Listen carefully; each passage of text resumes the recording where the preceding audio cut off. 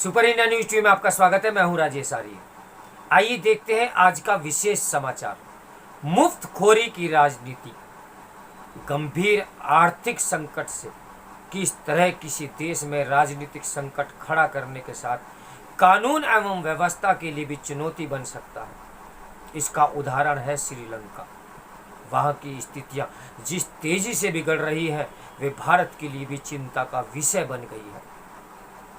आर्थिक हालात बिगड़ने और महंगाई के बेलगाम हो जाने के कारण एक और जहां जनता का असंतोष बढ़ता जा रहा है, वहीं दूसरी ओर राजनीतिक अस्थिरता भी गहराती जा रही है।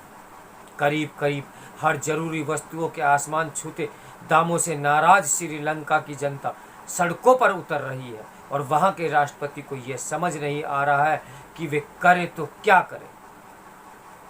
स्थिति की गंभीरता का अनुमान इससे लगाया जा सकता है कि राष्ट्रपति ने वित्त मंत्री को हटाकर उन्हें इस मंत्रालय की जिम्मेदारी सौंपी। उन्होंने 24 घंटे के अंदर ही इस्तीफा दे दिया। हालांकि भारत श्रीलंका की यथासंभव मदद कर रहा है, लेकिन इसमें संदेह है कि वहां जल्द हालात संभलेंगे। यदि हालात संभलने में देरी हुई तो श्रीलंका से पलायन कर भारत आने वालों की संख्या बढ़ने का अंदेशा है।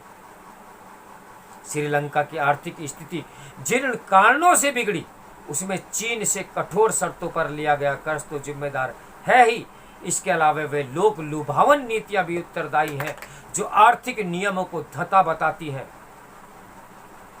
कर्ज के बढ़ने और विदेशी मुद्रा भंडार खाली होते जाने के बाद भी उन नीतियों को आगे बढ़ाकर श्रीलंका ने अपने पैरों पर कुल्हाड़ी मारने का ही तो काम किया। यह ठीक है कि भारत श्रीलंका के हालात पर नजर रखे हुए, लेकिन केवल इतना ही पर्याप्त नहीं।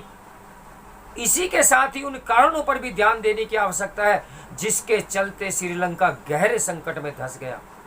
इसकी अनदेखी नहीं की जा सकती कि हाल में प्रधानमंत्री मोदी ने जब शीर्ष अधिकारियों के साथ एक बैठक की तो कई अफसरों ने ये कहा कि कुछ राज्यों की ओर से मुफ्त सुविधाएं और वस्तुएं देने का जो काम किया जा रहा है, वह उन्हें श्रीलंका जैसी स्थिति में ले जा सकता है। इन अफसरों की माने तो कर्ज में डूबे राज्य मुफ्तखोरी वाली योजनाएं चलाकर अर्थव्यवस्था का बेड़ा गर्क कर रहे हैं। इस कटु सत्य से मुंह नहीं मोड़ा जा सकता। इससे इनकार भी नहीं किया कि देश में एक तबका ऐसा है जिसे राहत और ये रियायत देने की आवश्यकता है, लेकिन महज राजनीतिक लाभ देने के उद्देश्य से मुफ्तखोरी को बढ़ावा देना आत्मघाती तो है।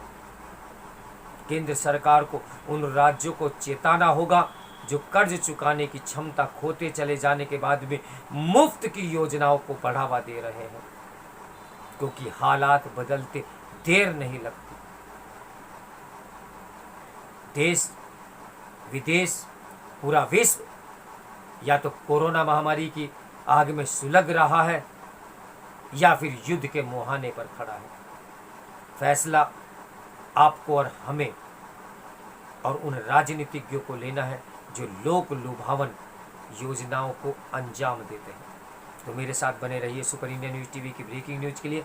नमस्कार, मैं हूं राजेश आर्य।